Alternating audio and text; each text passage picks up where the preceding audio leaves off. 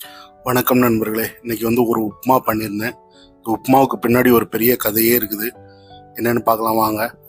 இன்னைக்கு ஞாயிற்றுக்கிழமை, சரி சொல்லி உப்புமா கிண்டலான்னு சொல்லி எல்லாம் எடுத்து வச்சுட்டு பார்க்குறேன். கேஸ் தீர்ந்துருச்சு. சிலிண்டர் தீர்ந்த உடனே எனக்கு பக்குன்னு ஆயிடுச்சு. ஆனால் நான் இருக்கிற இடத்துல கேஸ் சிலிண்டர் நம்ம எப்போனாலும் வாங்கிக்கலாம். இதுதான் இந்தியாவுடைய ஒரு பொற்காலமான ஒரு இடம் உத்தரப்பிரதேசம். நீங்கள் எப்போனாலும் கேஸ் சிலிண்டர் தீர்ந்துருச்சு அப்படின்னா இம்மிடியேட்டாக கடையில் எங்கே பெட்டி கடைகள்னாலும் வச்சுருக்க மாதிரி வச்சுருப்பாங்க கேஸ் சிலிண்டர். இது இந்தியாவில் மற்ற பகுதியில் நீங்கள் எங்கே வேணாலும் 3 நாளைக்கு முன்னாடியே புக் பண்ணி வைக்கணும், ஃபோன் நம்பர் மெசேஜ் பண்ணணும். இந்த மாதிரிலாம் நிறைய ஃபார்மாலிட்டிஸ் அது வெள்ளை ஊரில் இருக்குது. குறிப்பாக தமிழ்நாட்டில் பெண்கள் ரொம்ப அவஸ்தைப்படுறாங்க. அந்த சிலிண்டர் காலி ஆகிடுச்சுன்னா அவங்க ஓடி போகிறது என்ன, பக்கத்து வீட்டில் போய் கேட்குறது என்ன, உறவுக்காரங்களை கேட்குறது என்ன, இப்படி இந்த மாதிரி தான் இருக்கும். ஆனால் இங்கே நமக்கு எப்போ காலியானாலும் இம்மிடியேட்டாக நம்ம கொஞ்சம் ஒரு வேலை செய்யணும், அவ்வளோதான். நம்ம அந்த கடைக்கு இப்போ கொண்டு போய் காலி சிலிண்டரை கொடுத்துட்டு இதை வாங்கிட்டு வர மாதிரி இருக்கும்.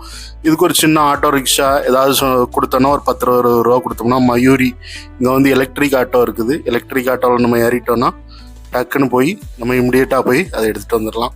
ஸோ அந்த மாதிரி தான் இன்றைக்கி காலையிலையும் தீர்ந்துருச்சு. நான் இம்மிடியேட்டாக போய் எடுத்து வந்துட்டேன். மோடி கவர்மெண்ட் பண்ணியிருக்கிற மிகப்பெரிய விஷயங்களில் இந்த உத்தரப்பிரதேசத்தில் இருக்கக்கூடிய இந்த சிலிண்டர் கிடைக்கக்கூடிய ஒரு விஷயந்தான். ஸோ இந்த உப்புமாவுக்கு பின்னாடி இவ்வளோ ஒரு அருமையான ஒரு கதை. கரெக்டாக அப்புறம் ஒரு 11 மணி போல் உப்புமா கிண்டி சாப்பிட்டாச்சு.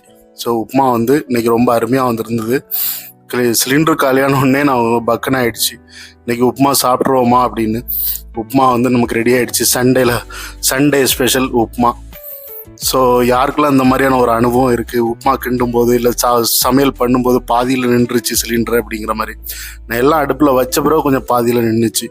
ஸோ அதுக்கப்புறம் போயிட்டு எல்லாம் போய் வாங்கிட்டு வந்தேன். Okay bye. வீடியோ பிடிச்சிருந்தா லைக் பண்ணுங்கள், ஷேர் பண்ணுங்கள், கமெண்ட் பண்ணுங்கள்.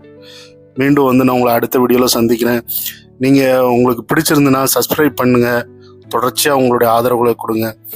இந்த மாதிரி ஃபுட் வீடியோவுக்கு உங்களுடைய ஆதரவு ரொம்ப முக்கியம். நன்றி, வணக்கம்.